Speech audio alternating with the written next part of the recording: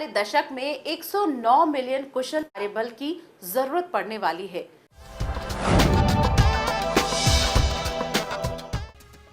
हालिया जारी की गई एक रिपोर्ट के मुताबिक 24 सेक्टरों में तकरीबन 109 मिलियन स्किल्ड युवाओं की आने वाली 10 सालों में जरूरत पड़ने वाली है।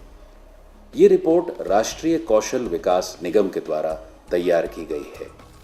China today with a population of around 1.4 billion has 47% of the skilled workforce which is skilled.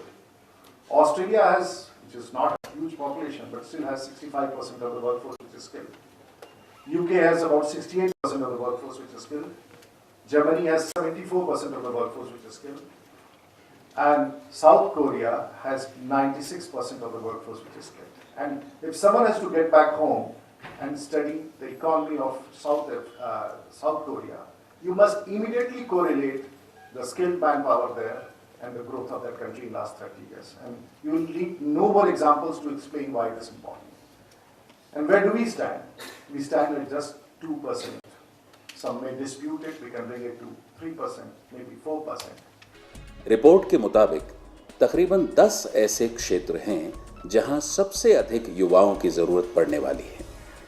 सन 2022 तक ऑटो और ऑटो से जुड़े सेक्टर में तकरीबन 14 मिलियन जॉब्स क्रिएट हो सकते हैं। वहीं ब्यूटी और वेलनेस सेक्टर में भी 14 मिलियन जॉब्स होंगे। इसी तरह फूड प्रोसेसिंग सेक्टर में 11 मिलियन, रिटेल सेक्टर में 55 मिलियन, हैंडलूम और हैंडीक्राफ्ट सेक्टर में 17 मिलियन, पर्यटन में तकरीबन 13 मिलियन, रियल एस्टेट में 76 मिलियन, टेक्सटाइल सेक्टर में करीब 21 मिलियन जॉब आ सकते हैं।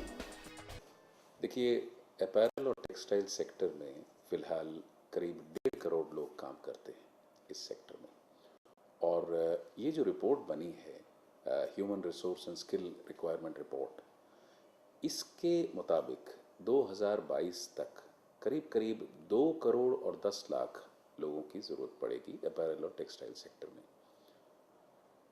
इसका मतलब है कि इंक्रीमेंटल इंक्रीज वो रहेगा करीब करीब 60 लाख।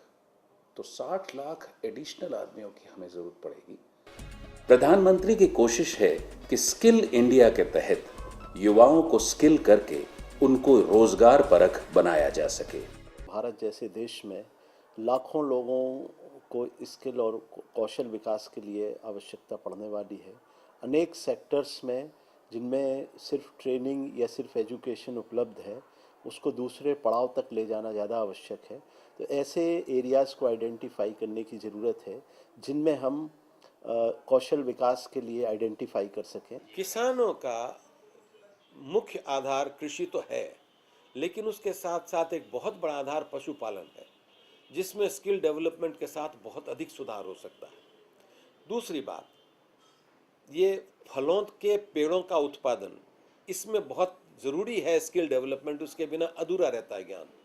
और उसमें हम विभिन्न मौसमों में विभिन्न प्रकार की प्राकृतिक आपदाओं से सामना करने के तरीके अगर स्किल सीख लेते हैं तो किसान बहुत कुछ बच जाएगा। जितना किसान अपने खेती पर से पूर्ण निर्भरता कम होगी, किसान समृद्ध होगा।